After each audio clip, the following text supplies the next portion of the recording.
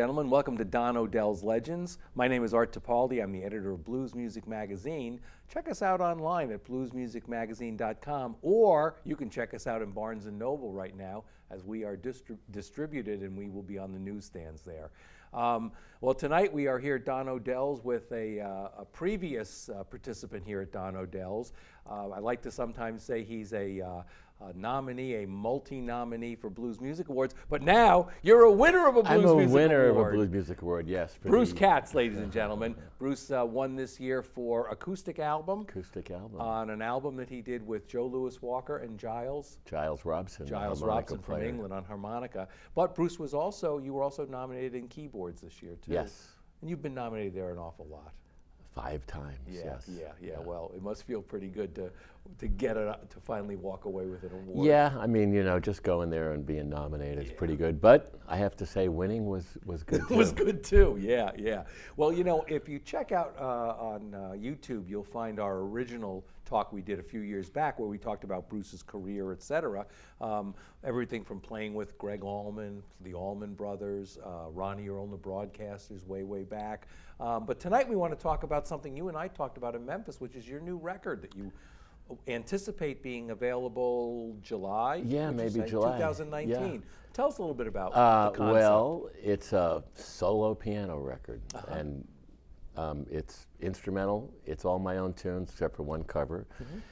And it's me sitting at a grand piano and playing. And, you know, it's something I've wanted to do for a really long time. Yeah. And I was very happy. Ben Elliott and American Showplace said, yes, we'll put it out. Okay. But yeah, I think it came out, I've recorded it. Yeah. And it's just not out yet. But, you know, everything from kind of the full range of what I do. I mean, 1930s stride, New Orleans music, boogie woogie, a little bit of jazz things, you know. Yeah. How different is it for you as a musician to go from, because most people know you as a B3 player, how difficult or how different is it to go and take ideas onto a piano? What's the difference in the two instruments? Well, they're almost totally different instruments, really. They have keyboards. Yes, yeah. I mean, you express yourself just very differently. Organ is more about sounds and manipulating a Leslie tone cabinet and getting certain kinds of sounds. Piano, you can do more things with harmony and chords, and you know, there are things you can do on piano that will not sound right on an organ. Right. Plus, the whole touch on a piano, you control the volume and the attack very clearly through your hands. On a B3, it's more about actually a volume pedal and it's just really different. It seems to me too the piano is more of a percussive instrument, would you say? I would say, well, they both are, but yeah, piano, it is officially a percussion instrument. It is, okay. But you know, it's funny because a lot of people know me as a Hammond B3 player, but I think of myself as a piano player that plays Hammond B3. Right. Is that how most people would start off playing piano and then you gravitate to a B3? Some people, you know, I've spoken to a lot of real organ players, and strangely enough, they would start out on accordion. Oh. And then they'd go to like Cordavox electric accordion, and that would lead them to the organ a little bit. I mean, I know piano players too that got there the same way I did, but you do hear about that accordion path. Right. You can see where it's kind of similar in some ways. And I know a number of well, like JT, do you know him in Norway? He's an accordion player, but who also plays a B3. Yeah. So I do see a couple of those people who translate from accordion to B3. I don't think I've ever seen him play piano, though. Yeah, I mean, you know, I'm lucky just, you know, I was a piano player, and when I started playing organ, I just really took to it, and I sort of understood it from the beginning. And there are a lot of people that are piano players that just, the organ is kind of alien, and the other way around. Right. But, you know, I think in a newer generation, you see more people that are versed in both. Maybe, I don't know. That's right. Did Bruce Katz, the B3 player, get jealous of Bruce Katz, the piano player, on this new CD? No, but I really am thrilled to do this album. Yeah. And you know, very challenging in its own way. I mean, 60 minutes of just piano, with you no know, vocals. with no vocals and no band, and to make it interesting. And Right. you know, I think it's, you know, I viewed it more about the tunes themselves. I mean, I could show off on the piano, and Yeah. I do here and there, you know, Yeah. but I wanted to make it like, here's 12 tunes that I've written, Right. that, and it's about them really, you know, and I do improvising, but yeah. Yeah. Do you see that in a Bruce Katz show you will be able to give the band a rest and do some of these songs? Absolutely. Is that part of the plan? Yeah, and maybe even do gigs With just separate, solo? yeah. Or like I have a couple of gigs coming up where I'm going to open for myself. Oh, nice. That's very Bonamassa of you. No, you know, I have a couple, one at the Falcon coming up where Yeah. I'm going to do like a 30 or 40 minute set. Yeah. And then bring up the band. But I do envision on a show, maybe in the middle of the show, taking 10 or 15 minutes and playing a few tunes. Nice. When you do something like that, will there be, do you envision that you're going to give them a little history lesson at the same time as to what? Hadn't really thought about that. Oh, you In know, the like right when you mentioned circumstance. stride and Right. boogie woogie, that would be a wonderful time to just sort of let people know Right. where this style came Where from. it's coming from, yeah. And who some of You the know, I hadn't thought practitioners about were. that, but that's kind of a cool idea. I think It depends where you are, I think. Yeah, that's right. Where the venue And is. the noise. And, Yeah, right. Yeah, yeah. Can you talk a little bit about the history of the piano in American music, popular music? Like what's the road that the piano took to become, to give it its standing in American music, and why is it sort of now off to the side in America? Is it off to the side? I don't know. Oh, that's right. It's all about guitar, I It is, remember. yes. Well, you know, there have been different phases. I mean, in jazz, first the trumpet was king. Right. And then That's I right. think kind of the piano was king, and then saxophone. Yeah. But the piano has a pretty equal standing, I think, in jazz. I mean, in blues, you know, you go back to the lumber camps. That's right. and you know, you Yeah. think of country blues guitar in the 20s and 30s, and you'd have the itinerant piano players too. I mean, they couldn't take their guitar down to the corner, but they would go to the lumber camps. Right, that's right, And yeah. where there would be pianos. But, you know, you hear the early barrel house players, and they're very similar to like Charlie Patton and Robert Johnson Right. in the forms and the, you know, the complex rhythms, but not necessarily the harmony. Yeah. You know, like the rhythms were always complex. Yeah. That's why, you know, people would hear country blues, and if they didn't really understand it, they go, oh, it's kind of simple. And then, Yeah. no, really listen to it and hear those polyrhythms, those African polyrhythms that That's are being right, yeah. woven in and out. Yeah. You know, that would totally befuddle a classical player, Sure. even though a classical player might have other things going on. But yeah, I mean, I guess piano, I don't know why or if it's diminished in its, I guess it is, you know.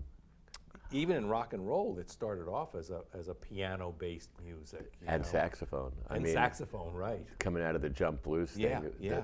The stars were, you know, Red Prysock and Little Richard Yeah, and yeah. people like that. I don't know. It's a pretty great instrument. Yeah, yeah. Does it have something to do maybe with the portability of it? Well, maybe. Early on, where now you have electric keyboards. That you Right, yeah. I don't know, you know, I mean, if you're playing, you're stuck at the instrument. You can't prowl around the stage like a guitar player, but Yeah. I solve that just by standing up and windmilling my arms around when I feel like it. But Yeah.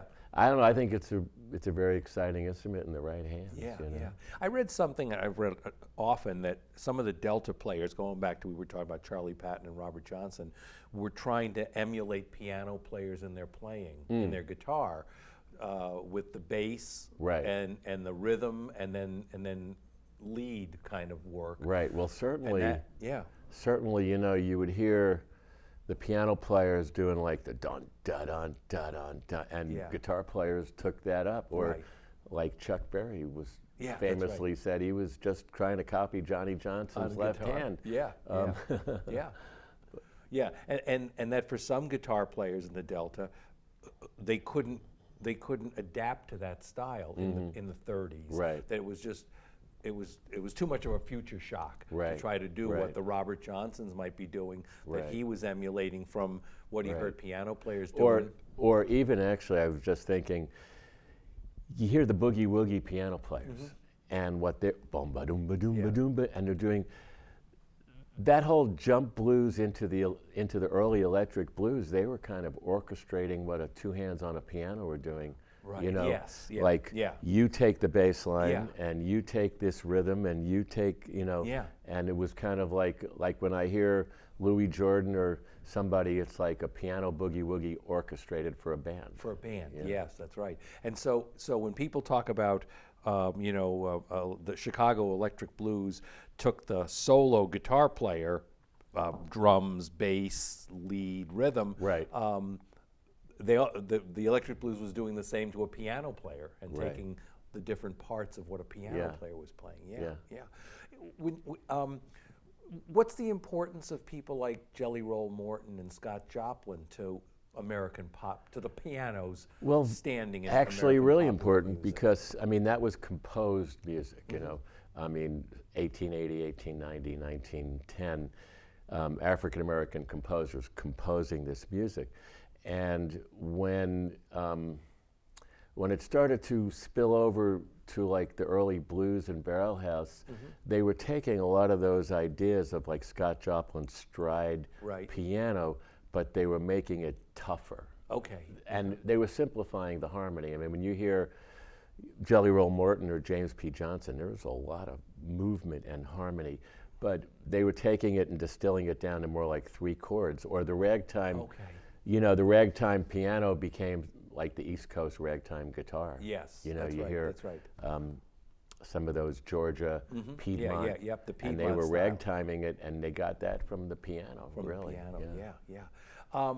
As you look back on all the different experiences you've had, can you name some influential piano players who you've listened to, who've really, who are part of the Bruce Katz? Yes, I could. They bounce around a little bit. Yeah. You know, some obvious people like even Fletcher Henderson and Otis Spann and Big Maceo and Thelonious Monk and James Booker. I mean, the jazz guys, Errol Garner. Yeah. I mean, I love Fats Waller and Errol Garner and Teddy Wilson, who played beautiful two-handed piano. And a lot of, you know, Professor Longhair, I mean, a lot of the New Orleans people. Yeah. But the New Orleans music was something that always attracted me. I mean, I was like 10 years old and I was listening to the original Dixieland Kings Wow. and Kid Ory and, Right, yeah, you yeah, know, yeah.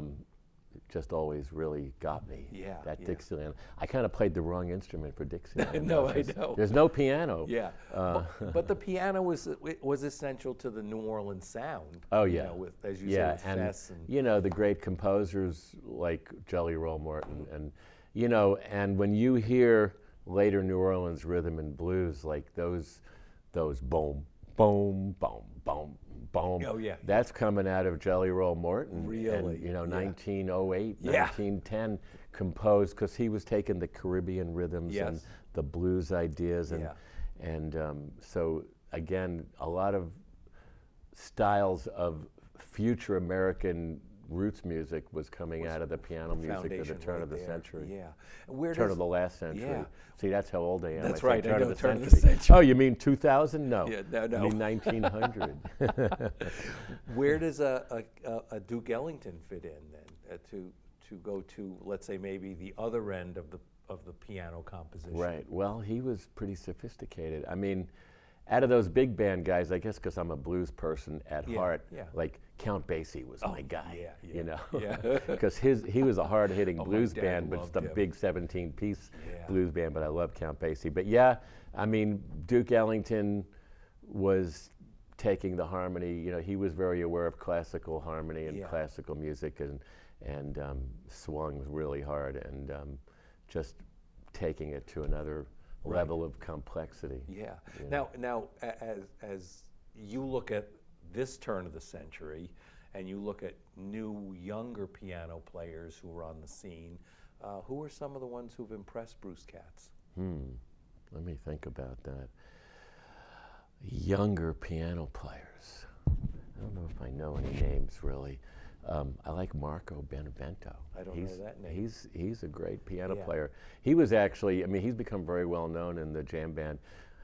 I taught him how to turn a B3 on for the first time at Berkeley. I always tell people, hey, do you know Marco? Yeah, I showed him how to. No, Yeah. Marco. It's that button. I dig you, man. Yeah, yeah. No, I'm just having a hard time thinking right now. There was a lot of good ones out there.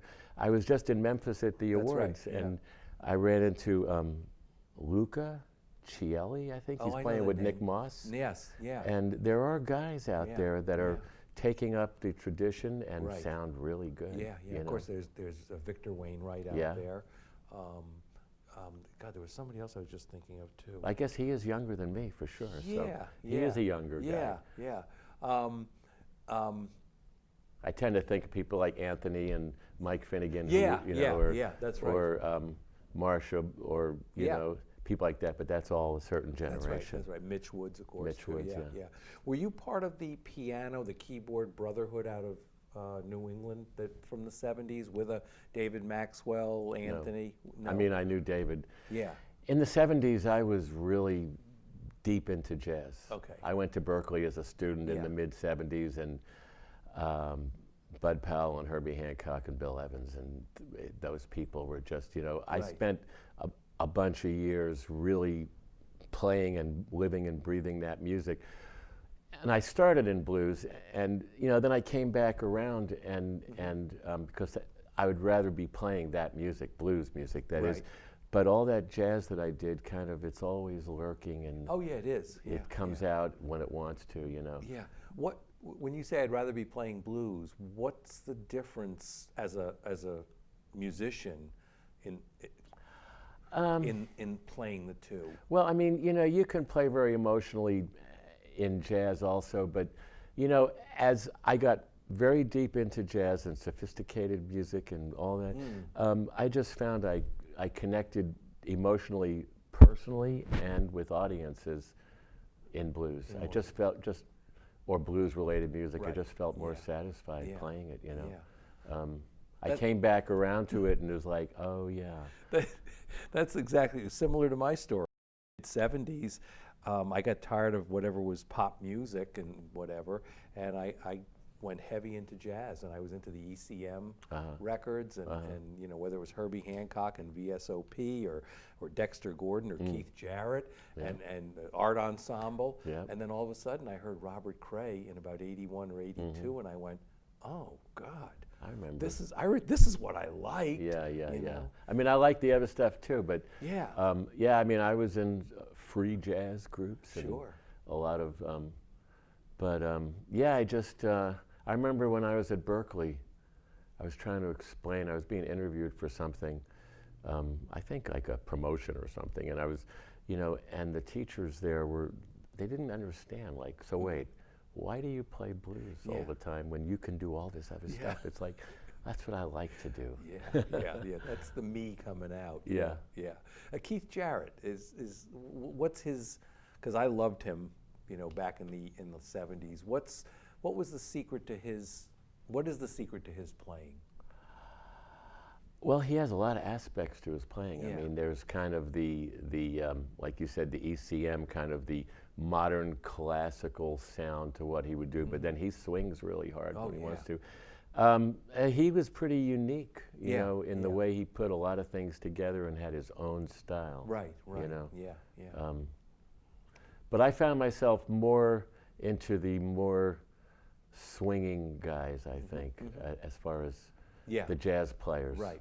Yeah. But I love Dexter Gordon. I used to go see him whenever he came to town. Yeah, and my dad. I mean, I grew up listening to that jazz, swinging jazz, as you said, Count Basie, and just all kinds of. But I mean, Herbie Hancock. You know. Yeah.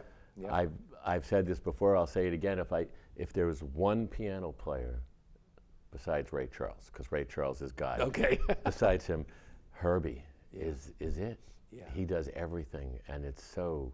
You know, there's an example of somebody who plays sophisticated jazz when he wants to, but he always connects. Yeah. You know, it really speaks to Emotionally, yeah, good. Yeah. Well, this has been really great, Bruce, and I look forward to hearing your CD. I love the idea of the history of the piano being sort of told through the various styles on a CD. I think you're going to do really well with that. I hope so. Yeah, it's like I said, it's all my own tunes, except I did slow blues. I can't think of the name of it right now. Yeah. One slow blues that is a well-known tune, but yeah, you can see historical styles. Nice, very nice. I'm into that. Good. You know, Yeah. I love that stuff, and I think to turn around and turn it into a teaching thing at a show, if it's Yeah. available, would no, be that's really an cool. interesting Yeah, thing to do. Yeah. Good. Well, once again, ladies and gentlemen, I'm Art Tipaldi. We're talking with Blues Music Award winner Bruce Katz. Enjoy the show.